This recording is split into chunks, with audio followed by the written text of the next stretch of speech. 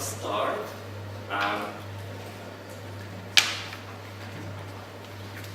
The first session this morning, which is dedicated to countries that are leading the way in countering anti-LGBTI hate crime in Europe.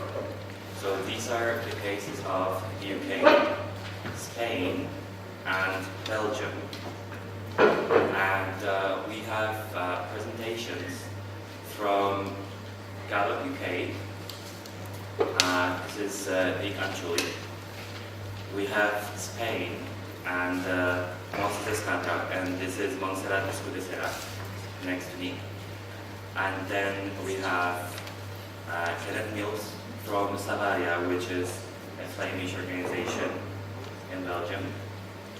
And then next to me we have Paolo Leotti from GES in Spain as well. So we will hear from these all four distinguished speakers. And my name is Leotti, and I am pleased, I have the honor and pleasure of chairing this session instead of Mia Goma from Zagreb. So without further ado, I will give the floor to Montserrat, who will start with her own presentation. Thank you. Thank you very much. First of all, good morning to everybody. I would like to thank the organization of the Come Forward project, and especially the University of Girona for giving us the opportunity to explain which is our model as far as hate crimes are concerned. So, who we are, okay? Catalonia is situated in the northeast part of Spain. It's very close to France, okay? It has a population of over 7 million inhabitants, 7.5 million inhabitants, and we are spread all over the territory with 85 police stations and 17,000 police officers. We have central services, regional services, and then the basic police areas, which are the police stations where people go to report things. Okay. I could explain much more. I could explain who we are explaining this, but I don't want you to get bored and get asleep, so I prefer to pass you a video, a little video. A little more.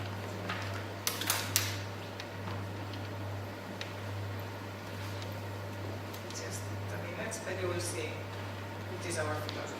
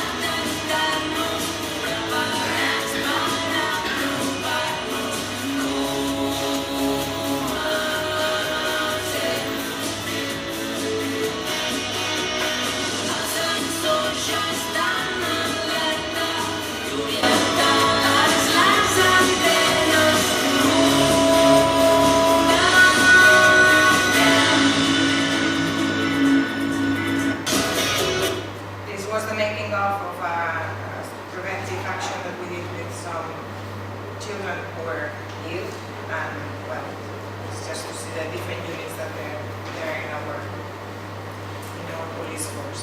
So we have our model is based in a community policing strategy. Okay, we focus in 5 interest groups. The first one what we call the vulnerable groups, and have the institutions, the stakeholders, the civil and social associations, and the social media.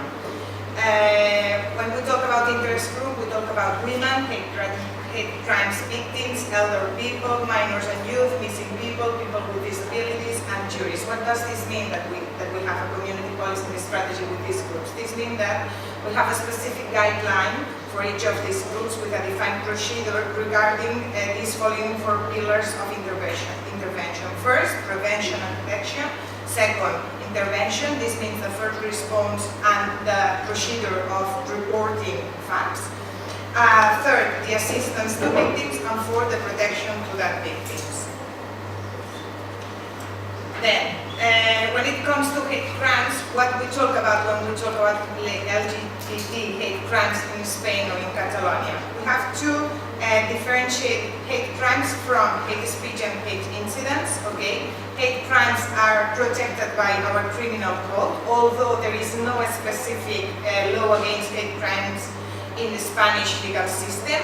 And when it comes to hate speech and hate incidents, in Catalonia there is an administrative law that entered into force in 2014 to protect the LGBT rights, and that includes a number of civil offences.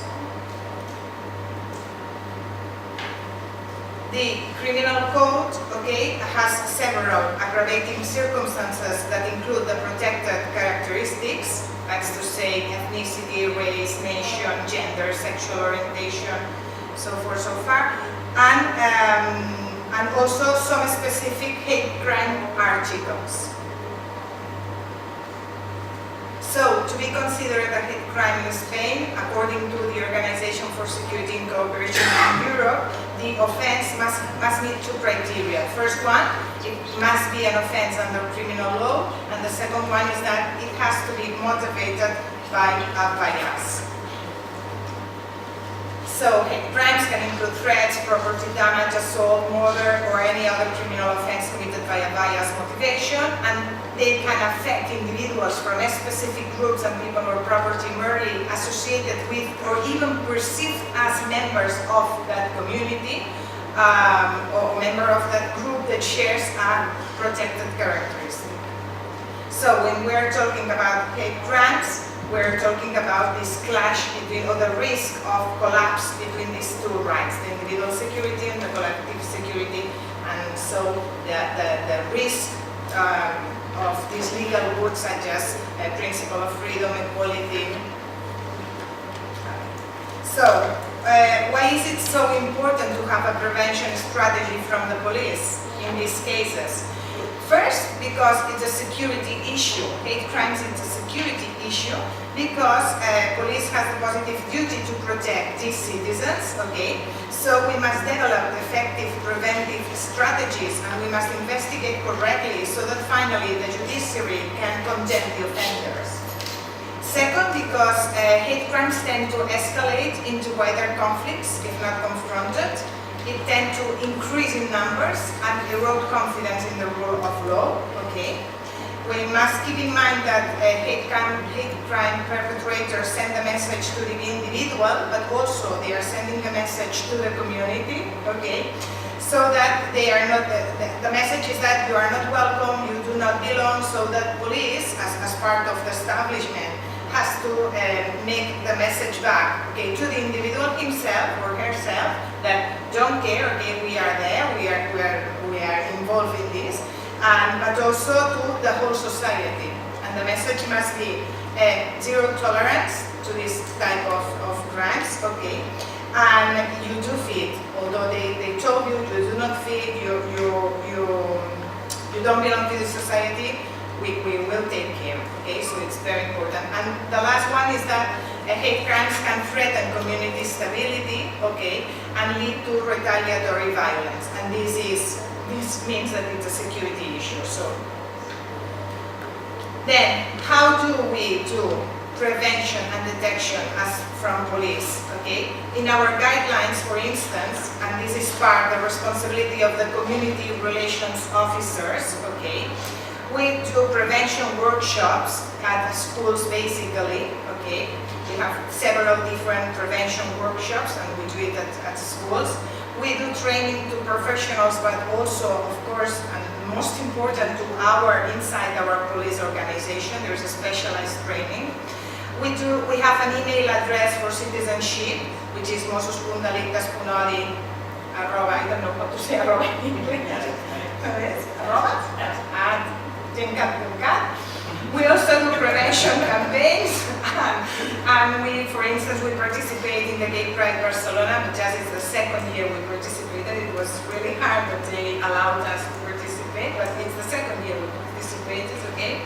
And we also give informative messages about the rights of people through our social media, Instagram, Twitter, and Facebook. And we have a list of bias indicators so that all police officers, especially those in the community relations offices, and in the police patrol that are the ones who do the first response, they have very clear what is, if they are in front of maybe they are in front of a hate crime or not, or a hate incident or not.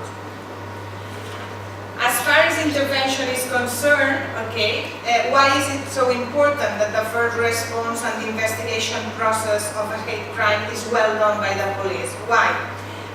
First, because the perpetrator's bias motivation is a critical part of the investigation. If the prosecutor can charge the offender with this bias, the offense won't be judged as a hate crime but as a common offense, okay? So there will be lower penalties, erosion of confidence in the rule of law, danger of retaliatory violence. So it's very important that the investigation, especially the investigation, is well done. Okay, who are responsible for this? In our guidelines, there are three main units that are responsible for this part, the intervention part, which are the patrol officers, that is to say the ones that go with a car and arrive first at the place. Okay, second, the investigation units, that are the ones who take the investigation of the facts. And finally, the citizen service office, in case that you don't go to the place, but it's someone who comes to the police station and wants to report something. Okay, so as some examples of what is a good practice for first response, you have to preserve the crime of scene, collect photographs, physical evidence, whatever. Okay, record information about the identity of witnesses or maybe the suspected perpetrators.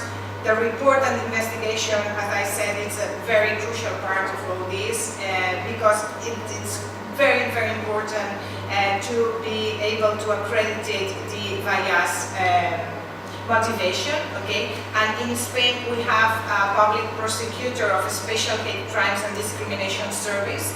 It's a service that it was born in 2009. In Catalonia, in Barcelona especially, and now in Spain there are, I think it's 64 different public services of specialized public prosecutor, okay? And then, which are our main barriers when it comes to investigating hate crimes? The lack of response by the victim, the lack of reporting, by the victim.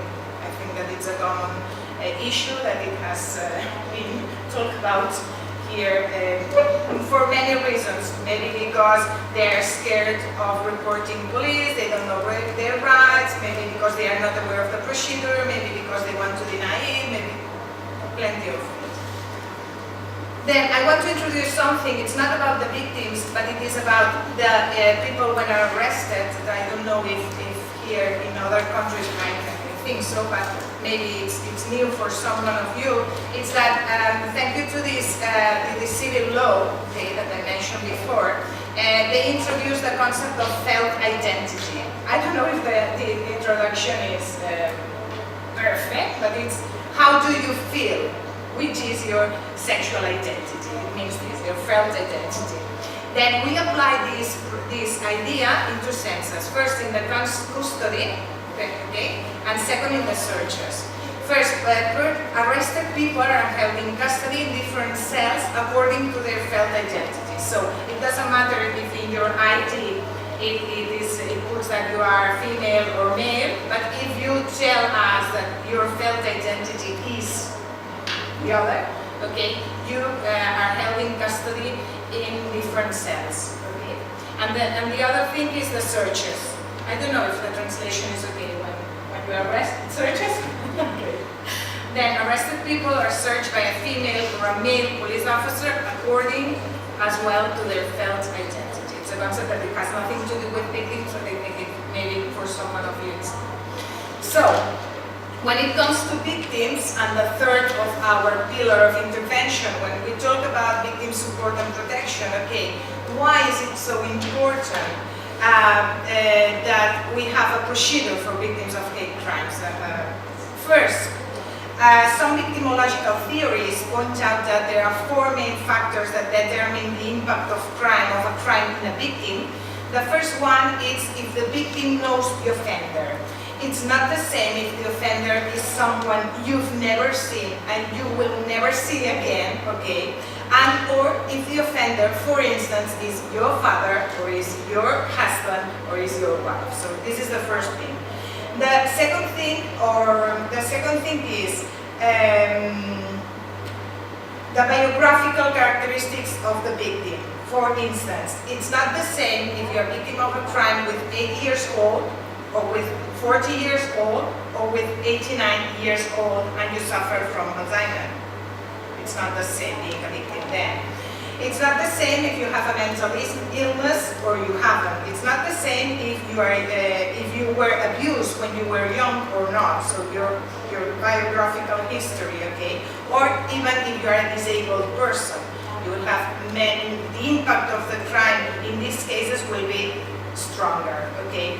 Then we have the support from the victim's environment. This means that it's not the same if you've been a victim of sexual abuse, for instance, and you can go back to your home and explain it to your mother and or your father or your brother, and they will support you, okay? Or it's not the same if you're a victim of a sexual abuse and you go to a police station and the first thing that the police officer does is okay, like skirt, okay, maybe you shouldn't have worn it, okay?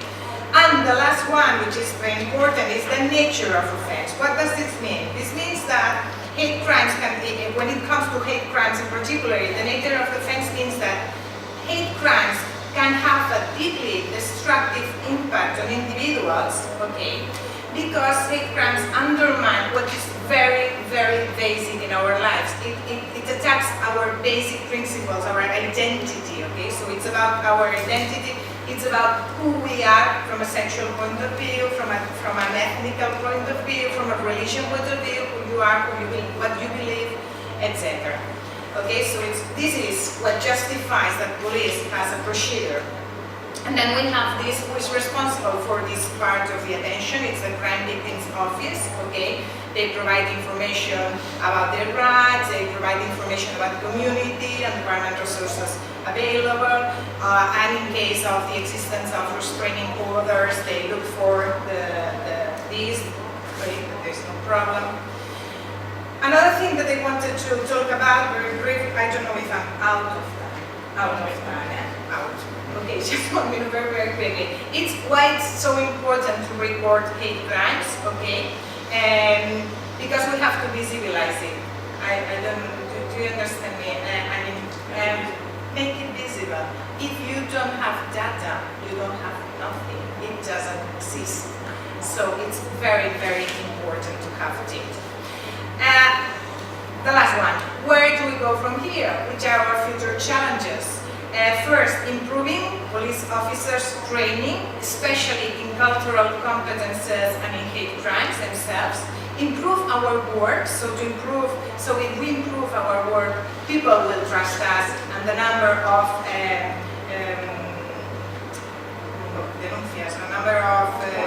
reports will increase, okay?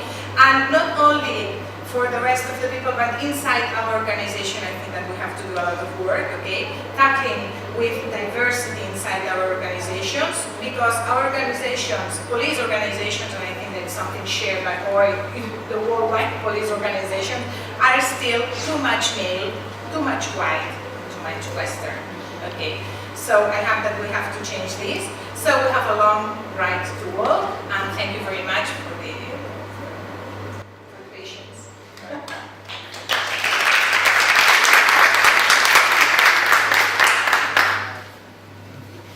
Thank you, Montserrat, for the first intervention, and now I give the floor to Antijoule from Galop. Great. Thank you for inviting me, and also thank you for the presentation. That was really fantastic. Really good kind of primer about, I think, lots of things there. It's kind of common across all of our contexts. I will admit I wasn't expecting to give a presentation, so you used to have me rather than equal slides, but I have to do. I work for Galop. Galop is an LGBT plus anti-violence charity. We work in the UK. So the key things we work on are hate crime, domestic abuse, sexual violence, but also any type of violence or abuse issue that people face. I think that that's something that we borrow from the women's sector. Something that really kind of flexible approach to thinking about what does violence and abuse look like, and so we're able to kind of respond to that in a more flexible way. So having not being tied down to specific issues really helps us in that respect, especially when new issues are emerging. Say things like in the UK we have a huge problem right now with issues related to chemsex. Is that a term that people have come across? Getting on some, really devastating impacts for UK LGBT communities in terms of violence and abuse that people are experiencing as a result of the context that they're in. Galop's existed for about 35 years. Our focus is very much on direct service provision, direct work with people facing violence and abuse. We have a casework service that's been there for 35 years, specifically around hate crime. So the work that we do is partly around reporting, that's an element of what we do, but actually the main bulk of it is practical assistance and emotional support. So it's helping people through that criminal justice process, going to accompanying them to talk to police, finding friendly police officers and talk to. It's helping them in courts, it's helping them the other side of courts, it's helping them with housing, emotional support, financial help, all those kind of things around the hate crime impacts. Most importantly, isolation, kind of tackling that, because I think that's a really important risk factor for hate crime, and something that hate crime really exacerbates, that actually kind of action to tackle really helps, I think. So we also do strategic work, so policy work. We do lots of work with governments, we do work with governments with the UK, that is. We do work with police forces, prosecutors, local authorities.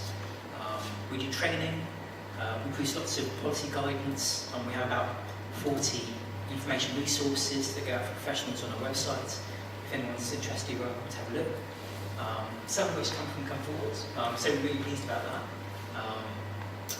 that. And just something about attitude. So we're really keen on international collaboration. It's really, really key right now when our communities are coming across all sorts of resistance and attacks that are transnational. But also from a domestic point of view, from the point of view of Brexit and of insular kind of politics that are developing within the UK, we're really keen for that international collaboration to keep going. The second thing is intersectional collaboration. It's something we're really, really keen on, working with NGOs across different forms of hate crime, because we're stronger together and because we have a lot to learn from each other. So, talking a little bit about the UK. So we have hate crime laws, we have all sorts of hate crime laws, and they are very complicated. They've existed for about 2 decades, and started off with very, very strong anti-racist hate crime laws that was a result of a very badly mishandled racist murder that the police completely display all sorts of very, very bad responses to. Corruption, ignoring it, blaming the families involved, really bad response. Over the years, other strands have come in. Faith, hate crime, sexualization, gender identity, including transphobia, disability, and we're now talking about misogyny too. Now, as that's gone on, each law that's come in has become progressively weaker. So for LGBT hate crime, it's not so good as for other forms of hate crime. That's something that we're working to change. But essentially we have probably something that in lots of countries that perhaps don't consider themselves to have hate crimes, actually we have that same hate crime framework, which is when a crime is proven in court, and then afterwards at sentencing stage, if there's evidence that it was related to hostility against someone because they're LGBT+, a court could make that a hate crime. So I think people look to the UK as kind of a source of these really fantastic hate crime laws. The actual letter of the law is not so fantastic. I think that where the UK departs slightly is the implementation of them. That we have very effective structures for making sure that things actually get investigated properly and dealt with in court. In terms of policing, we have 36, I think, police forces, each of which are totally independent from each other, which makes it a very complicated job for us of kind of working to make sure that they have all the skills and kind of links necessary to do their jobs. But so there's lots of diversity about how they deal with hate crime. Some good practices. Some of those police forces have LGBT liaison officers, specialist LGBT officers who deal with LGBT community issues. Where that works, that can be fantastic. I think for countries that are looking at that model, I think the flip side to be aware of is publicising a number for an LGBT liaison officer or contact for them when actually there isn't anyone there doing that job. When there's someone that's kind of taken that hat and kind of has a nice black rainbow badge, but then kind of someone emails them saying, I'd like to report a hate crime, and they don't hear back for a month, 2 months, because there's no one checking that inbox. That's the flip side to it. And that's partly due to the diversity within the UK, of kind of having all these different organisations doing it. But where it works really, really well. A second bit about policing good practice would be specialist investigative units. Again, it's kind of something where not a lot of hate crimes are investigated by those units. Most of them investigate elsewhere, but having a specialist unit for those more serious crimes is actually very, very useful. A little bit about hate crime in the UK. As a new piece of research, it's huge. It was over 100,000 LGBT plus people within the UK were surveyed, and it found that 40%, so 4 in 10, of LGBT plus people had experienced violence or abuse, targeting them because they were LGBT plus, just in 1 year. So each year, 40% experienced hate crime. So there's a huge level of abuse there. Now looking at comparative surveys, hate crime isn't massively more prevalent in the UK than elsewhere. And I think that's a useful thing to bear in mind. Actually, this is about making that invisible stuff visible. That actually isn't an indication that there's a huge amount more happening in the UK than elsewhere, which I think is a useful thing for people to be aware of. Actually, kind of when you're looking at surveys, benchmarking, I think, can be useful. So, in terms of reporting, we do have levels of reporting. It's about 25% of hate crimes reported, according to most surveys. Now, that massive survey that I just mentioned, that didn't look at those usual LGBT community networks that bits of research that we come out with usually we go to, that kind of reached out to those over 100,000 LGBT plus people, found that it was about 10% had reported, which I think is really interesting, because it kind of reached out to those people who wouldn't usually engage with LGBT culture. Now, when you look at reporting in the UK, it is a little better than elsewhere. So I know the Big Four survey that was really useful came up with about 25% reporting in the UK versus about 17% European average. So it is larger. But actually, when you look at the amount of recorded hate crime, I guess that's where the UK departs slightly. It's kind of, so it's about over 10,000 anti-LGBT hate crimes are recorded by police each year. So that's a really significant number. On top of that, police forces also record non-criminal hate incidents, which is a useful thing because in terms of those kind of barriers that we mentioned earlier around people worrying about, is this something that I should report, is this something I can report, is this a crime, is this worthwhile bothering them with?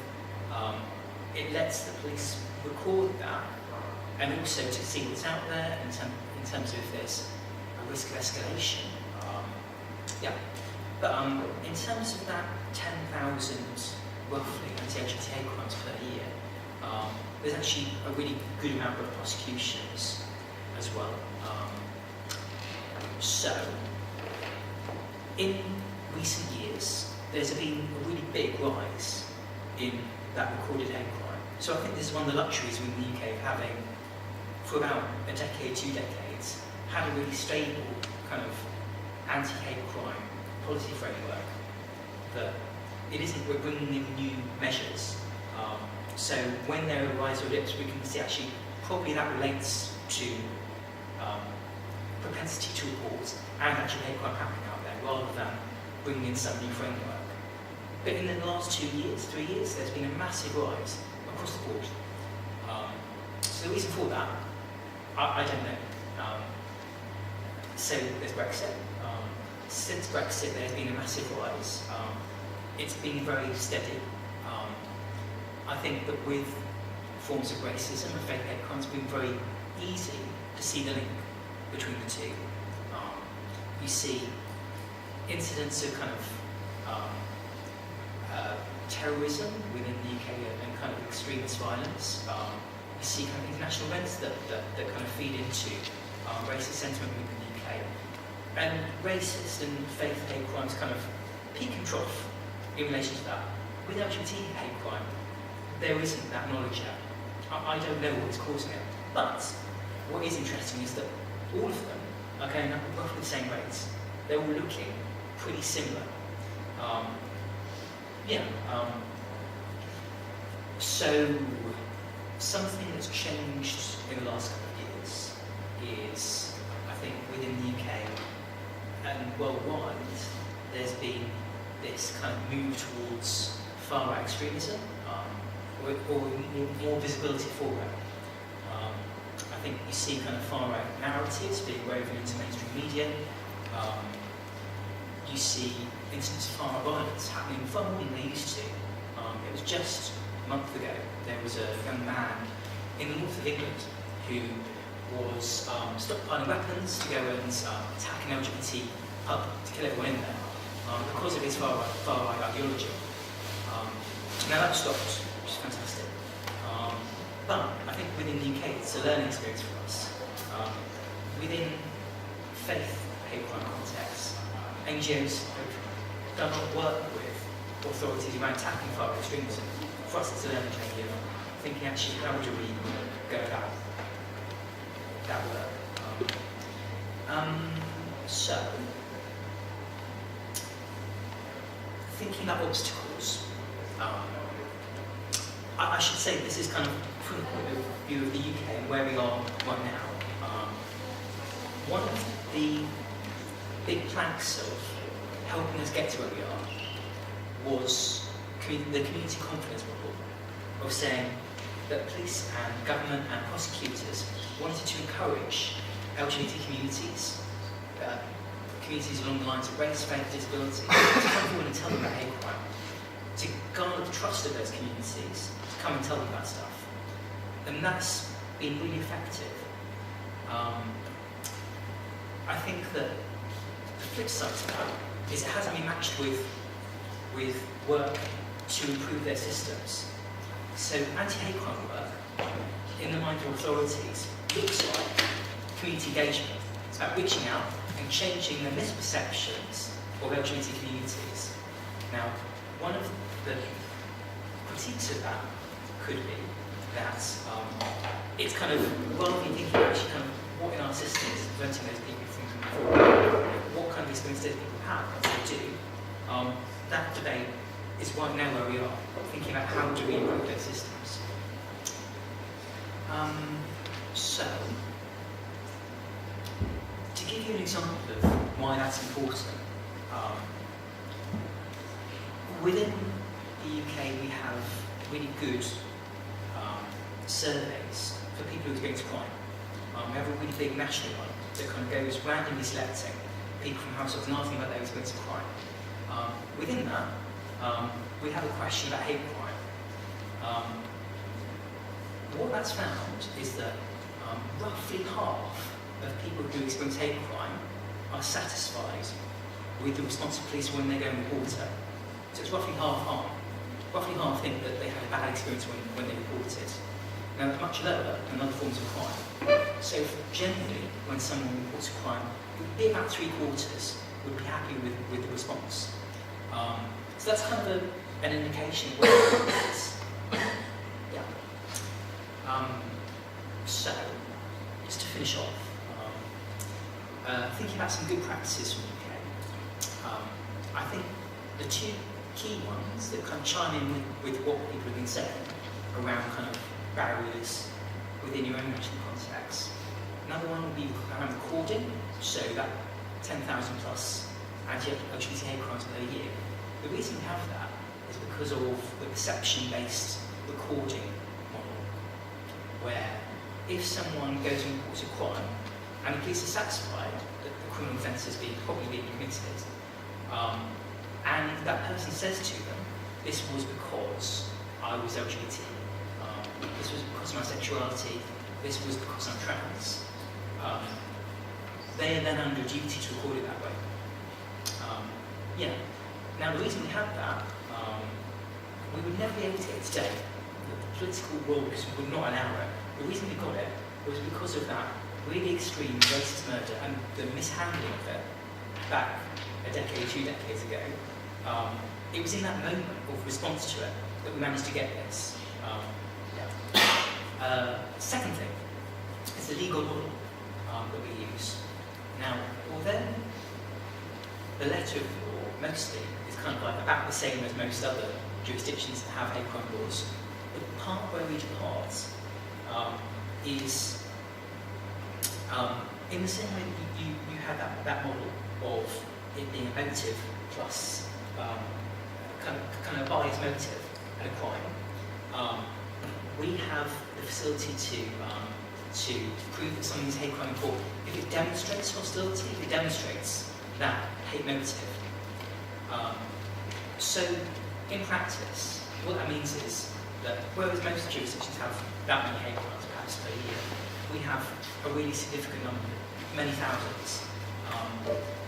The reason for that is because rather than having to prove that person was homophobic, that person was transphobic, that they hold those beliefs internally, and that's part of who they are, proving that in the court is very difficult. What we can do is say that person demonstrated anti-LGBT hostility, anti-LGBT bias, so through their words or their actions. So the fact that someone has said something that was homophobic is enough to prove that crime was homophobic. Does that kind of make sense? It's probably round about way of saying it, but to my mind, that's the key thing that has kind of made all those prosecutions possible.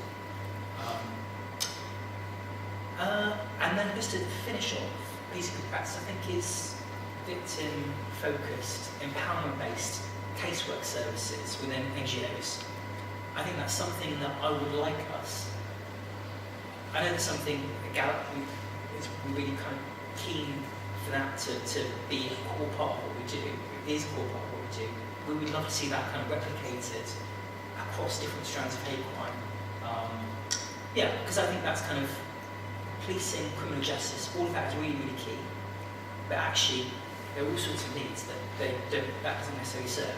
NGOs are in a really good position to help you, whether through therapeutic work, whether through practical assistance. Yeah. So I'm going to leave it there. Thank you.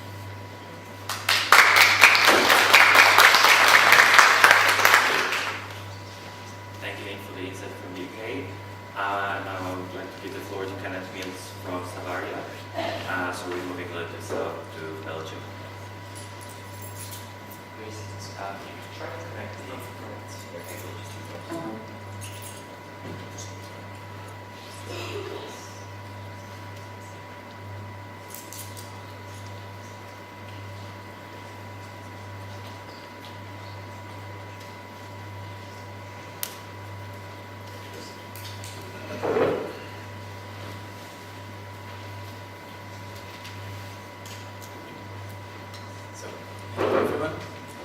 my name is Kenneth.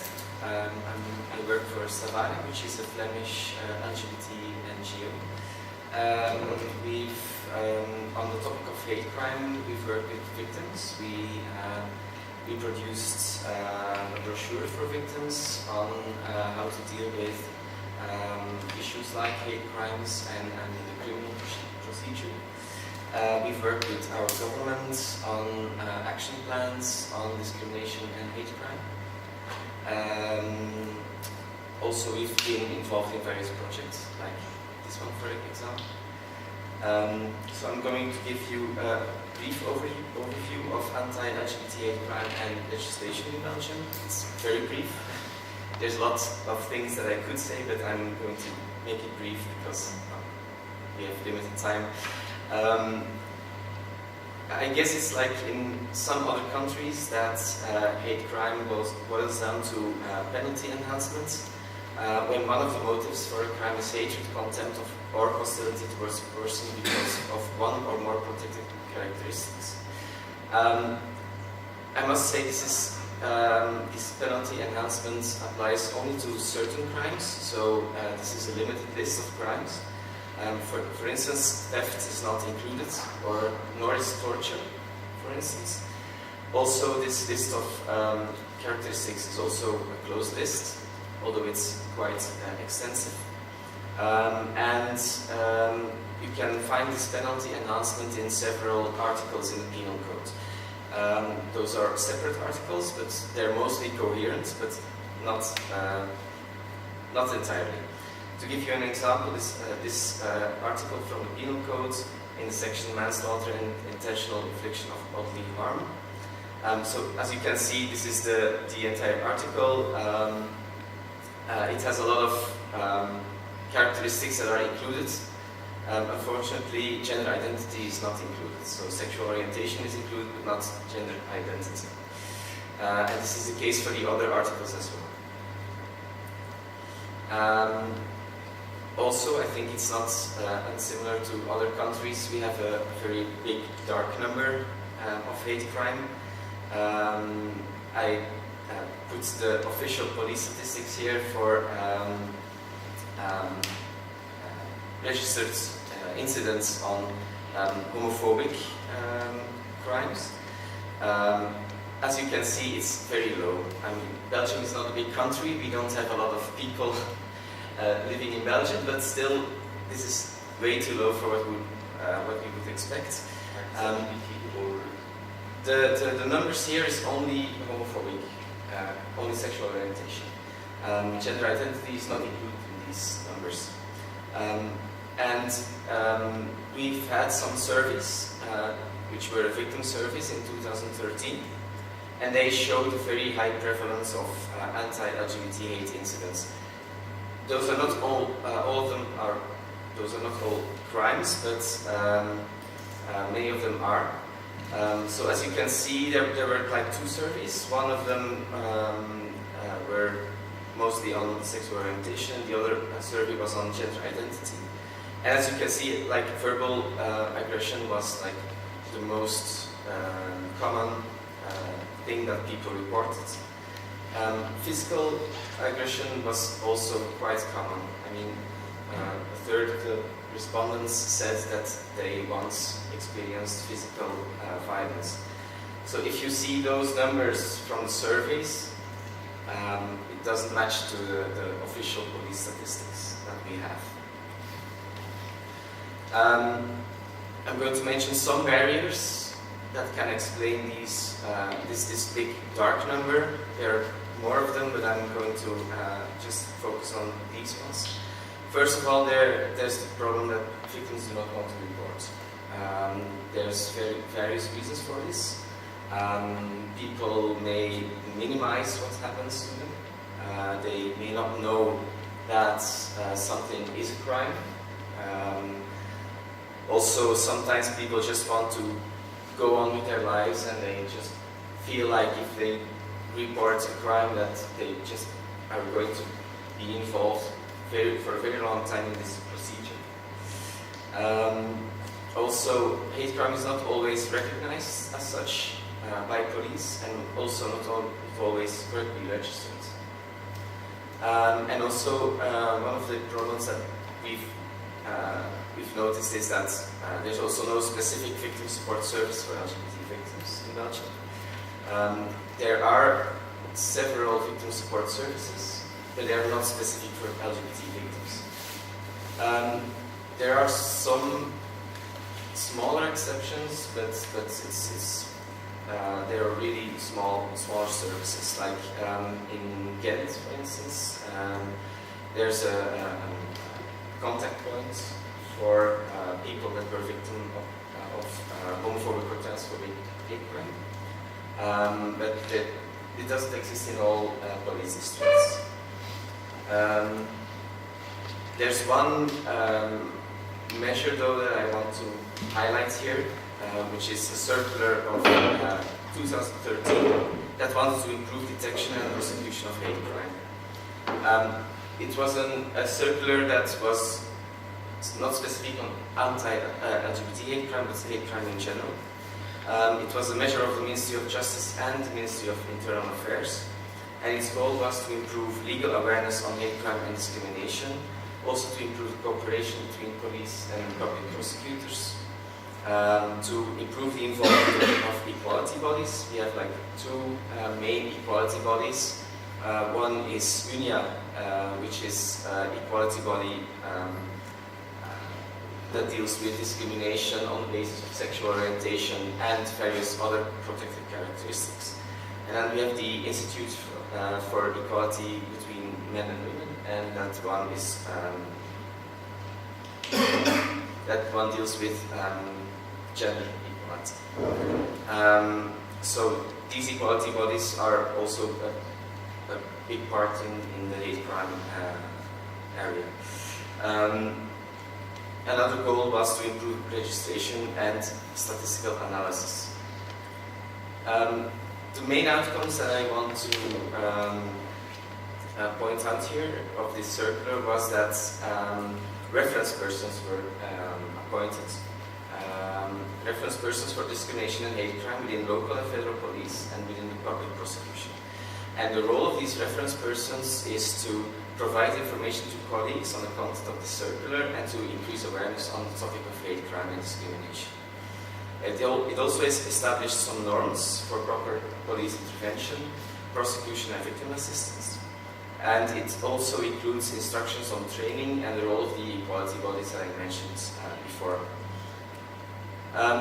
What we have noticed of this circular is that it helped to increase the training efforts on hate crime in general and also on anti-LGBT hate crime. It also helped to increase outreach efforts towards LGBT community. For instance, in Ghent, there's this structure where we have cooperation between Ghent police, the public prosecution, the equality bodies, the local equality bodies, and the LGBT community. So 2 times in a year we meet and we discuss several things on the topic of hate crime.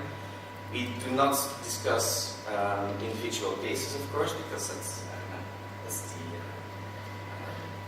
responsibility of police and public prosecution. But the fact that we meet each other and that we can talk about these issues is really, really important. So this is a good practice, I think.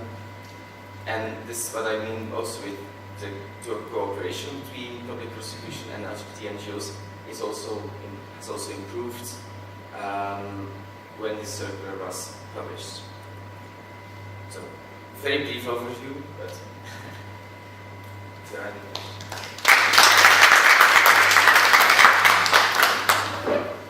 Thank you very much, Kenneth, for the brief overview.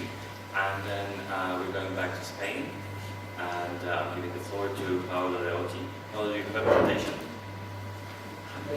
Paolo, do you have slides? No. No slides, Just okay. a speech.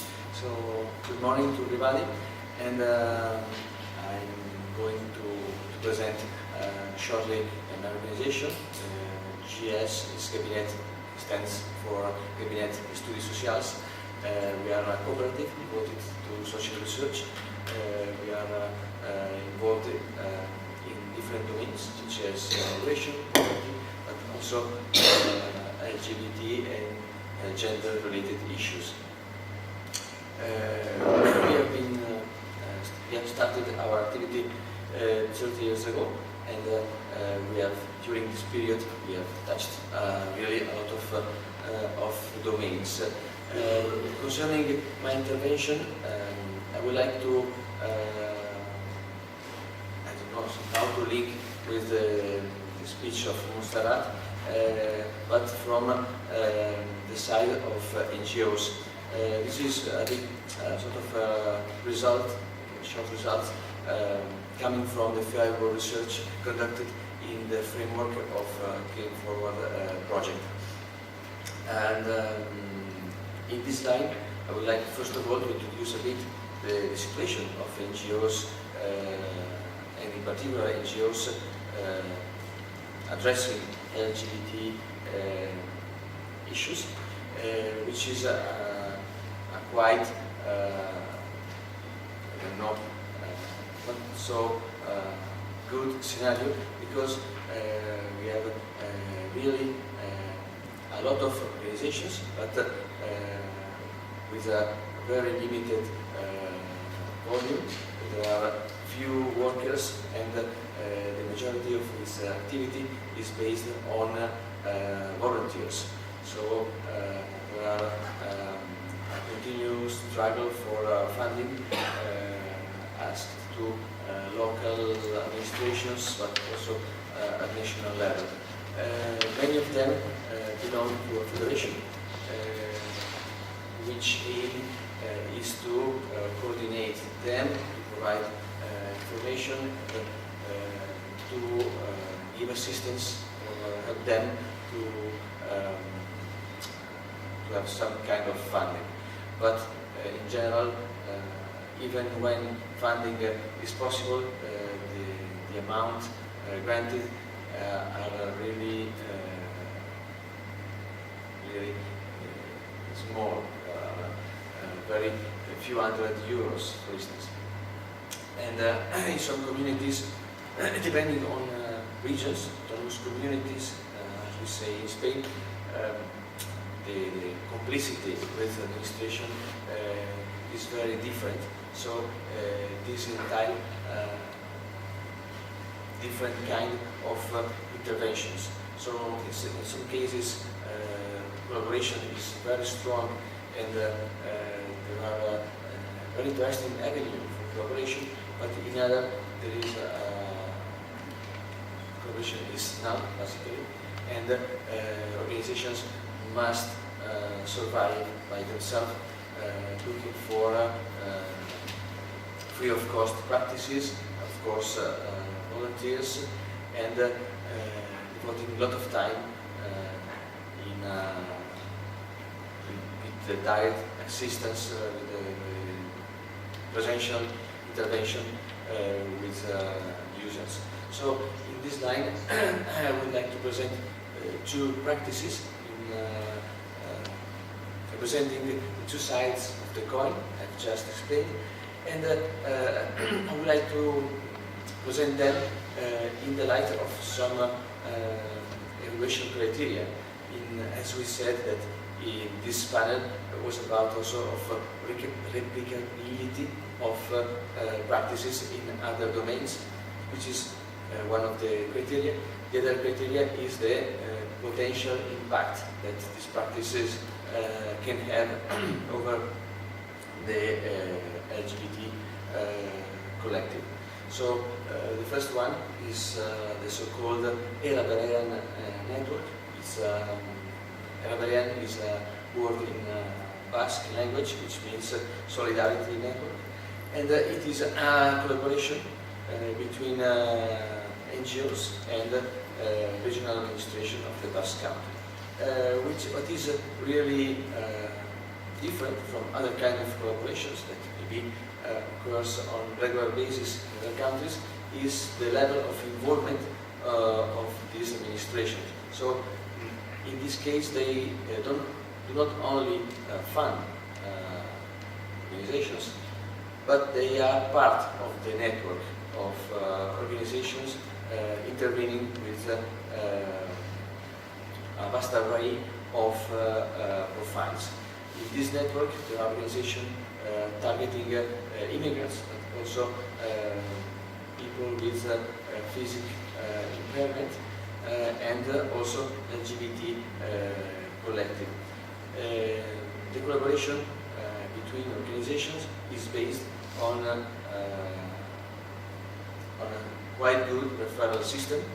So you can address to one of these organizations, and this organization inform the organization who is most in line with your needs, and refer the persons directly to this organization. What is interesting is that NGOs and public administration share the same reporting instruments. So the information they collect is homogeneous. And they share also information about cases. So they can easily refer to a person, even if this person addressed to another organization of the network. And at the end, every year they publish a joint report about the interventions they implement, and with the most serious issues to address. So I'm aware that such kind of policy is hardly replicable in another context, because in this case we have a leading position of the public administration. But I think it is important to explain this practice, because I think they have a good potential impact over users, and it has also a good sustainability over the time, because when there is the involvement, so strong involvement for the administration, this implies sustainability also for each one of the NGOs. And I just imagine an administration stepping down from this project only when very serious drawbacks occur, which I think is not the case. So this is a good practice in which regional policy meet NGOs and intervene with vulnerable people. And now I want to present a case in which there are no collaboration with the local administrations, and which force organizations to find creative solutions, and of course free of cost, for addressing specific issues. The second practice is about the so-called WhatsApp Amigo, friend WhatsApp, which is a sort of practice born by a chance, by very tiny organizations relation in the center, in the Mediterranean coast of Spain. And during raising awareness activity in a school, they provided a phone number to some kids, some teenagers, who asked them how can they have some information. And they started to receive WhatsApp queries. And little by little, this number has been growing, and there were increasing number of teenagers using this means by asking very different things, going from very practical things to other aspects that should be or could be really serious. So this practice is interesting because it's anonymous, so you cannot expose people to present themselves and to have to overcome the difficulty to explain directly in front of someone. But on the other side, this practice has some drawbacks, because it's a sort of fast food service. So they provide quick information, and then people disappear. And having in mind the situation of this kind of NGOs in Spain, what they really need is to fidelize users and to maybe to convert some of them into volunteers. So it is easy, free of cost, based on cheap technology practice, and but it is also a practice which represents some kind of side effects based mainly on the low level of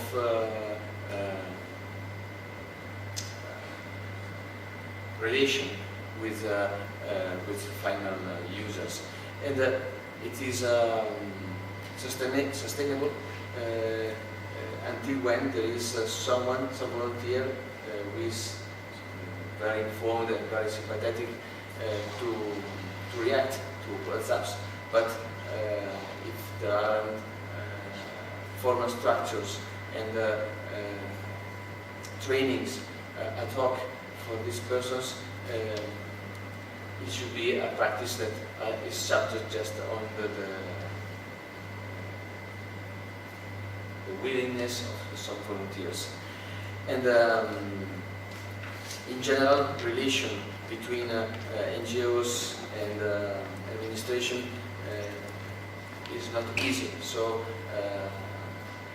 I think there are a lot in Spain. There are a lot of margin to find mechanism to improve collaboration. And this is another aspect, another side effect of the collaboration between Basque autonomous country and NGOs, because they struggle a lot in order to find a mechanism, internal mechanism to share information without breaching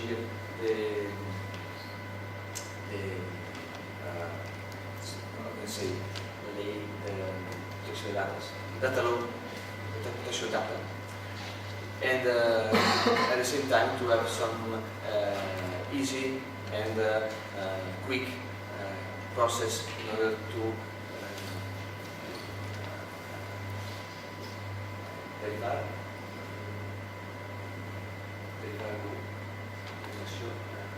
I've said that before.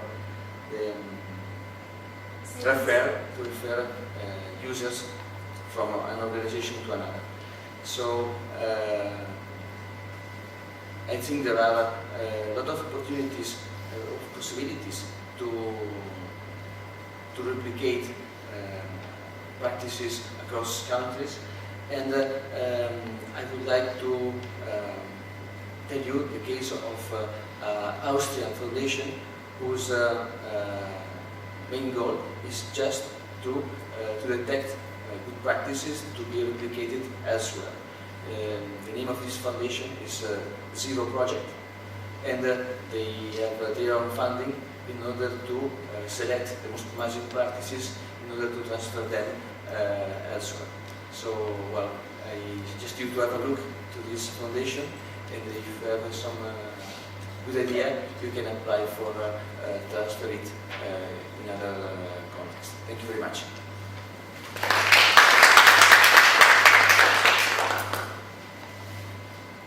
Thank you very much, Paolo. I would like to open the floor for questions. We have about 8 minutes until the end of the session. So if there are any questions, please. Okay, Tina. Thank you for very interesting interventions. 2 questions. First of all, for the guidelines on transgender victims, I mean, we've made the same implementation to the police, Hellenic police, because it's very common knowledge that, you know, trans persons, they just, you know, one of the barriers to report things is how they're treated. And it's true, I've talked to many police officers, and they also have, I mean, they do know what to do. So we've tried the same recommendation, it has not been done. How can we find the guidelines or guidelines on them? Just to, yes, it's just to have an idea. Okay, and second question, about your meetings with the Belgian police. What is the, I understand that you don't share information on specific incidents, but is it a relationship, I don't know, provided by law? Is it an agreement on Sorry, Belgium? I don't understand. No, it's not to you. It's on the meetings of your meetings with the police of Belgium. You said that you meet twice a year. Yes. You don't share specific information on cases due to we know why. But is it something that is provided by law? Is it something? Is it an It's official? an initiative by the local government of Kenneth, of the city, Okay. with the cooperation of the local police and the public prosecution. Okay, so I mean it's just, you know, so if something changes, it will be yes. Okay, just to have an idea about it. Thank you.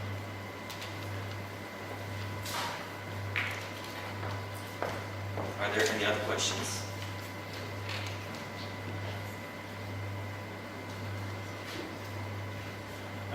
To Montserrat, I want to ask you about trainings, the police officers' trainings at the schools. What are they about? About the definition of hate crimes, what is a hate crime, what you have to do. We explain them the guidelines so that they know it, and they have to they have to do it obligatory. Okay, and about prejudices, stereotypes, it's in a form of workshop. So just to deconstruct all the prejudices and stereotypes that police have because of our work, we have a lot of prejudice. Some of us, or some people, have prejudices still because of our work. So it's based on there's legal framework, what is a hate crime, definition, what is not and what is not, okay, the intervention from the police, what you have to do, what you don't have to do, okay, the motivation, which are the bias indicators. At the school? Yes, at school. Our school, our institute. The one that The workshops with kids. I thought, no. We don't no. I thought, sorry, I thought that you were asking me for our training. The school is like, kids, which workshops? We have two different ways to do them. We have a video that we show them about homophobic harassment, bullying, homophobic bullying, it's the same here. So about homophobic bullying at the school. And we pass them this video, for instance, and then the police officer makes them talk about it. What is it about? And then it comes all the concepts, what transsexual, intersexual, bisexual. So you explain them this, and you ask them, you tell them that it's a crime, they can report, they can trust us, etc. This is one way. And the other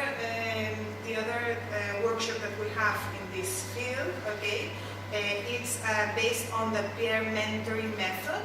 Do you know it? So that we teach 4 or 5 students, 13 years old or less, okay, and then they are the persons at the people at the school that are trained by us in these issues, okay, so that the rest of the students receive the information from, I'm explaining, starting. Okay.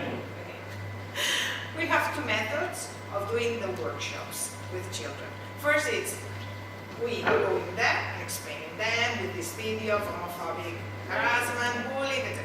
And the other method is, we take 4 or 5 students at around 13 years old, okay, so that we explain them how to do this workshop to their colleagues, okay? But we don't do the workshop with all students. So we have these 2 methods, and we use these methods not only with this, but only, for instance, with the programs of internet, okay, and the programs with gender violence. We have all these 2 kind of methods in our workshops. I have answered. I'm sorry for my English. We have about 3 minutes, so maybe 1 or 2 questions. Yeah, let's see.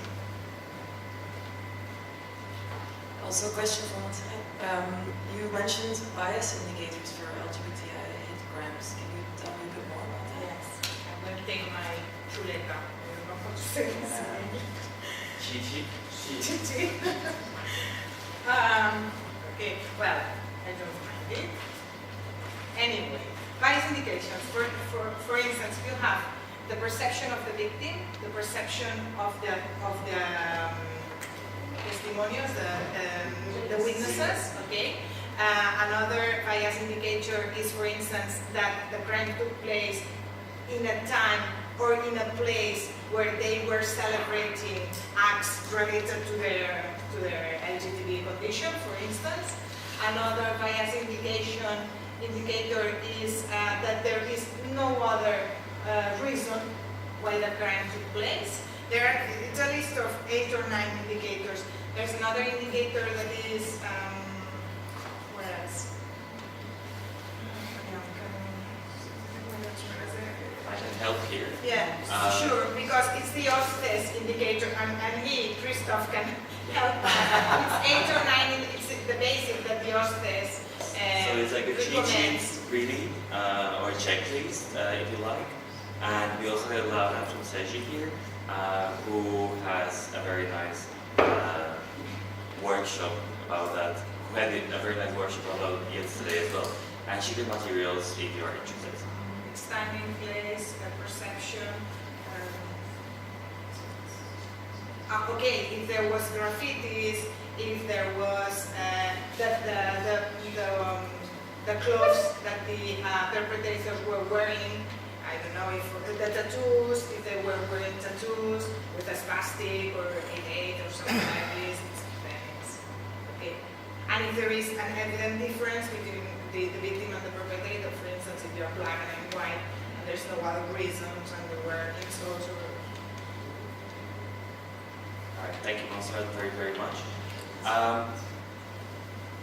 Last question.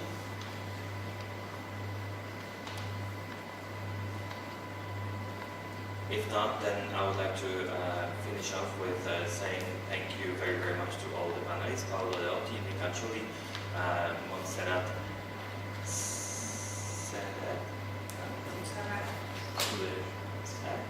Escudé, Serra. Yep. It's very difficult. Sorry for that. And much. Please remember to fill out the evaluation forms, and the next session starts in 15 minutes. Thank you very much.